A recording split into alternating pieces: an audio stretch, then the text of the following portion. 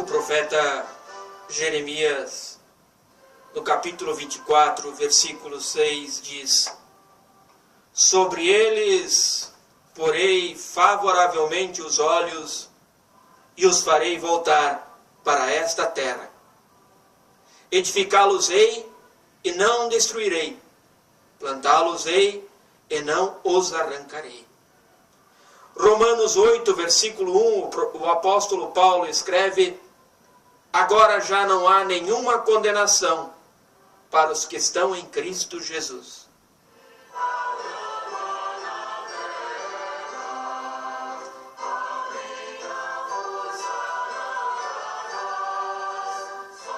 Bom dia a você, meu irmão, minha irmã, evangélico de confissão luterana. Bom dia a você, meu irmão, minha irmã, das outras denominações cristãs, aqui do Vale do Rio do Peixe.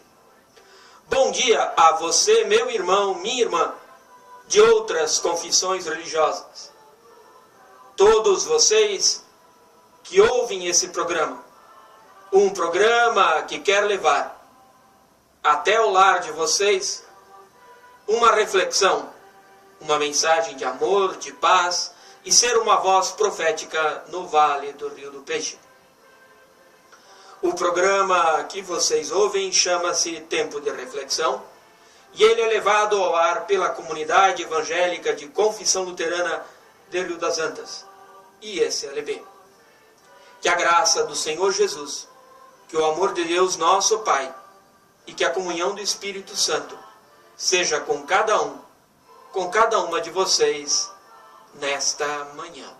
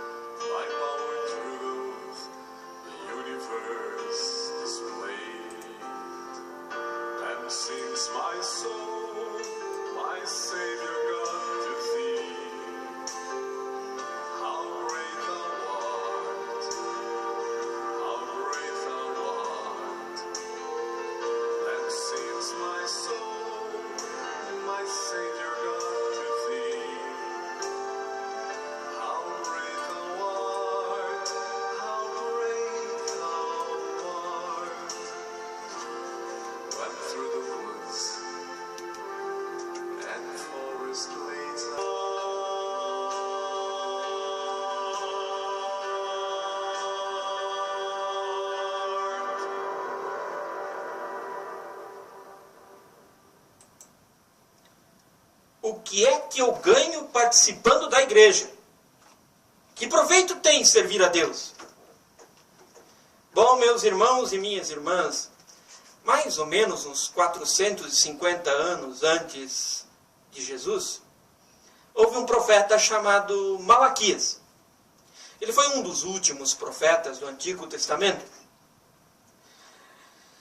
Quando Malaquias apareceu, já havia se passado mais ou menos uns 100 anos, desde que o povo de Israel saiu do cativeiro na Babilônia.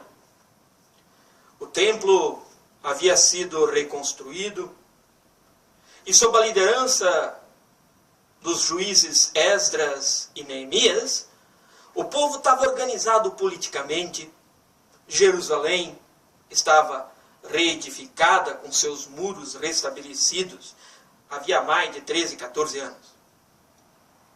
Mas o povo tinha perdido o seu primeiro amor para com Deus. Aquele primeiro fervor e fidelidade pela causa de Deus. Os sacerdotes estavam relaxando no seu ministério no templo. Os sacrifícios que estavam sendo trazidos para o templo já não eram mais as primícias dos primeiros frutos, mas restolho, restoval. Ofertas de dízimo, deixa isso para lá, estavam sendo desleixados. Assim, a velha idolatria tinha voltado para Judá. A falta de temor a Deus resultou em muitos problemas para o povo de Israel. Em outras palavras, o povo de Israel deu as costas para Deus, não se lembravam mais de que Deus tinha libertado eles do cativeiro. E tudo isso desagradava a Deus. E Deus envia então o seu último profeta antes de Jesus, Malaquias. O povo havia sido agraciado e favorecido por Deus acima de outras nações, mas havia se tornado, depois disso, fraco e vulnerável. Com o profeta Malaquias, que Deus manda, Deus chama o seu povo de volta para a celebração de um jeito certo, de volta aos sacrifícios, conforme mandava a lei, de volta às ofertas, conforme o estabelecido por Deus, de volta a uma vida santificada, no aguardo do cumprimento das promessas pela vinda do Messias que viria. E Malaquias garantia, ele virá em breve tempo, Messias, o Salvador prometido. E ele veio sim. 400 anos depois de Malaquias, vem Jesus. Mas aí, gente, aí vocês que estão me ouvindo, veio Jesus. E o povo continuava perguntando, o que é que eu ganho com isso? Do que me vale servir a Deus? A pergunta, essa pergunta que incomoda. O povo, no tempo de Malaquias, pergunta para Malaquias, que proveito tem em servir a Deus? Que pergunta, hein? Você que está me ouvindo, será que essa pergunta também incomoda hoje? Será que essa pergunta também não está nos nossos dias, no nosso meio evangélico, católico, igrejeiro de hoje? Sei lá. Talvez a gente não faça essa pergunta desse jeito, verbalmente. Mas o comportamento das pessoas confirma. Muitos que se dizem cristãos, membros da nossa comunidade evangélica de confissão luterana aqui de Rio das Antas, da paróquia de Rio das Antas, relaxaram. Sabe, não é mais interessante ir ao culto? Contribuir para o trabalho da comunidade? Se envolver nos trabalhos, na missão? Por que não? O que está acontecendo? Tem desculpa. Sim. Justifica. Boas desculpas não faltam. E olha, tem desculpas que até parecem ser justas. Mas se as pessoas tivessem interesse em ajudar a solucionar os problemas da comunidade, da paróquia, e os seus próprios problemas também, a gente falaria com os responsáveis, o que infelizmente, com pequenas exceções, na comunidade e na paróquia, não acontece. Então, no fundo, você que está me ouvindo aí, a pergunta está lá. Que proveito tem em servir a Deus? Essa pergunta ainda hoje é muito real. Mas ela tem uma roupagem um pouquinho diferente. Ela vem de um jeitinho um pouco diferente. Eu não tenho tempo de participar na igreja. Eu tenho mais coisas para fazer. Eu tenho que correr atrás do prejuízo. Igreja. Isso é tempo perdido. Bom, meus irmãos e minhas irmãs, o que o profeta Malaquias falou 450 anos antes de Jesus é válido também para nós hoje. E o que o Malaquias fala não é da boca para fora, não. Essa admoestação do profeta vem de Deus. Importa que cada um se examine, que cada um verifique sua vida, hoje e sempre. A pergunta: que proveito tem em servir a Deus? É uma pergunta bem atual. É uma pergunta muito séria. Aliás, em nossa sociedade de consumo, onde que a gente quer monetarizar tudo, tudo tem que ser calculado em dinheiro. Que proveito tem nisso? Ou, o que eu lucro com isso? Que lucro eu tenho desse investimento? Vale a pena investir nesse negócio chamado igreja? Olha, essas perguntas são fundamentais. Não devem ser banalizadas e têm que ser analisadas com muito raciocínio. Os cálculos precisam ter base, ser exatos. Caso contrário, quem é que vai arcar com o prejuízo? E olha, mesmo que muitos não verbalizem, muitos se fazem essa pergunta. O que eu ganho participando de uma igreja? Que proveito me traz o serviço a Deus? Por que perguntam assim? O que é que as pessoas querem de Deus? Ah, sim. Essa pergunta tem a resposta. Muita gente quer de Deus uma vida material proveitosa, sem doença, com prosperidade, com dinheiro, com fortuna, com felicidade eterna, com consumismo. Ora, gente, vamos ler a Bíblia. Será que Deus prometeu alguma coisa assim? Tem uma pastorada toda para ir respondendo que sim. E citam diversos versículos do Antigo Testamento e profecias do Antigo Testamento, e vem com um monte de profetada. E assim enganam o povo.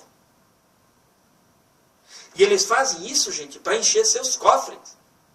Essas igrejas estão assim, ó, atulhada de gente. Porque todo mundo quer lucrar. Sabe, Deus de fato prometeu ser o nosso querido Pai Celeste. Deus de fato prometeu ouvir as nossas orações e súplicas. Deus de fato prometeu nos dar a sua bênção. Mas em coisas materiais, gente, nós sempre pedimos condicionalmente, dizendo na oração que Jesus nos ensinou: seja feita a tua vontade, assim na terra como no céu. Porque eu digo para você, Deus sabe o que é melhor para nós. Deus nos educa. E nos diz que por muitas tribulações nos importa entrar no reino dos céus. Aí tem um outro versículo que diz assim: quem quiser vir após mim, tome a sua cruz e siga-me. Em uma das passagens muito usadas por essa pastorada por aí, com referência às bênçãos materiais, é do próprio Malaquias. Eles dizem: se vocês trouxerem o dízimo, isso era lei para o povo de Israel, abrirei as janelas dos céus e vos abençoarei. Essa promessa está lá na Bíblia. Mas essa promessa foi dada especialmente para aqueles que viviam sob a lei do dízimo, ao povo de Israel. E de forma particular para aqueles que voltaram do exílio da Babilônia. Sabe, gente, Deus queria realmente abençoar Israel para que fosse uma nação de destaque diante de todas as outras nações. Para que as outras nações notassem, ali está o verdadeiro Deus. Há uma grande diferença entre servir a Deus e servir a ídolos. Mas essa promessa não vale especificamente para nós hoje, cristãos que vivem sob o amor de Cristo. Porque a lei do dízimo pertence à lei cerimonial ao povo de Israel e não é dada a nós como tal. Para nós vale 1 Coríntios 15, 58. Procurem lá na sua Bíblia. Sede firmes e sempre abundantes na obra do Senhor. Sim, nós falamos de ofertas ainda hoje em nossos cultos. Nós falamos de contribuição, porque as comunidades e paróquias precisam sobreviver. Nós trazemos os nossos dízimos, e até mais do que o dízimo, ao Senhor, na condição de filhos e filhas de Deus. Só que isso não é imposição de lei. Isso não é esperando que Deus nos recompense por isso.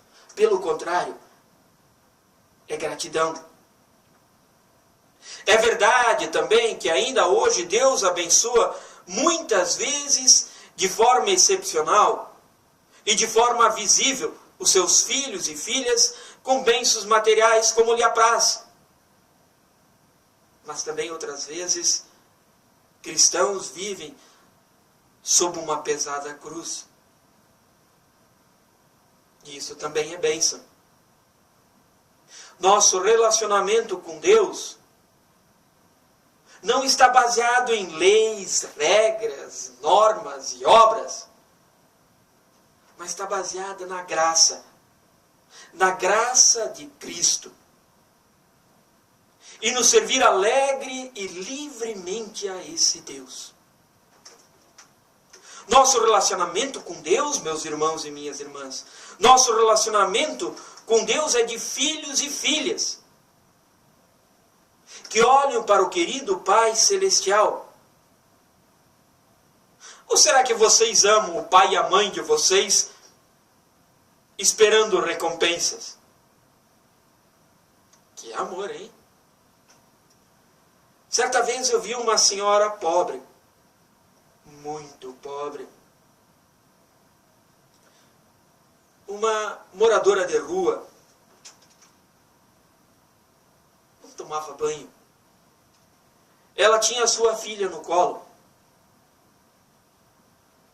Então eu vi chegar uma senhora rica, bem vestida, perfumada, no seu carrão importado. E ela disse para a senhora pobre, mendiga, sentada no chão: que criança linda, pobrezinha. Vem comigo. Eu vou te levar para minha casa, te dar roupa bonita, bombom, chocolate, doce, comida. E tentou tomar a criança nos braços. Mas a criança se agarrou no pescoço de sua mãe e disse: eu quero a minha mãe. Eu quero a minha mãe. Esse quadro nos mostra que nos relacionamentos entre pais e filhos, não cabe a pergunta: que vantagem eu vou ter? Uma criança não pergunta: vale a pena amar os meus pais? Ela ama seus pais porque são seus pais. Assim também acontece com o nosso relacionamento com Deus. Não cabe a pergunta: que vantagem eu vou ter?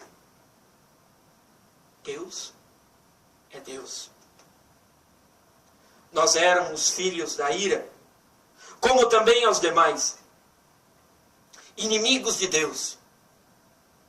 Mas Deus, em seu profundo amor, nos comprou por Cristo, nos chamou pelo Evangelho, nos resgatou para sermos seus filhos e suas filhas. E pela fé, Deus nos faz herdeiros da vida eterna. E tudo isso, gente, nos deixa profundamente alegres, confiantes, felizes, esperançosos, inclusive da vida terrena.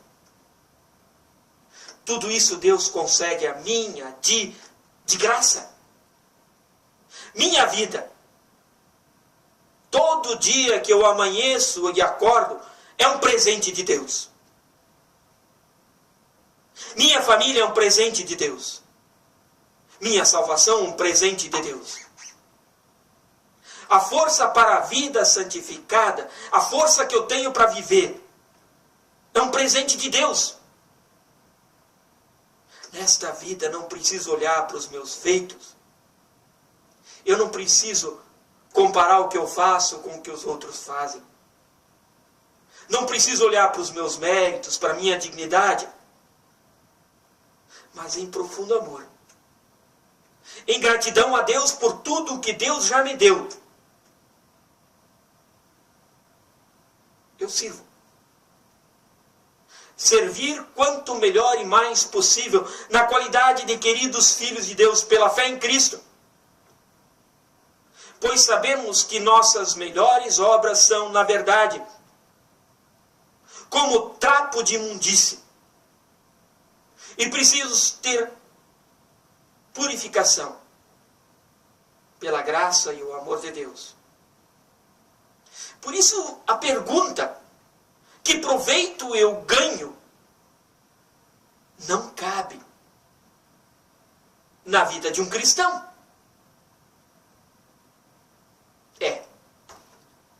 Mesmo assim, o nosso coração, a nossa razão,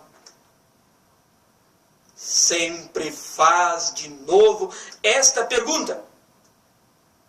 Se algo deu errado e não aconteceu como nós queríamos, e a nossa razão então leva a pergunta, por que Deus deixou isso acontecer? Onde é que estava Deus nesta hora? Isso não poderia ter acontecido. Ou então, vem as exclamações de desespero. Eu não creio em mais nada.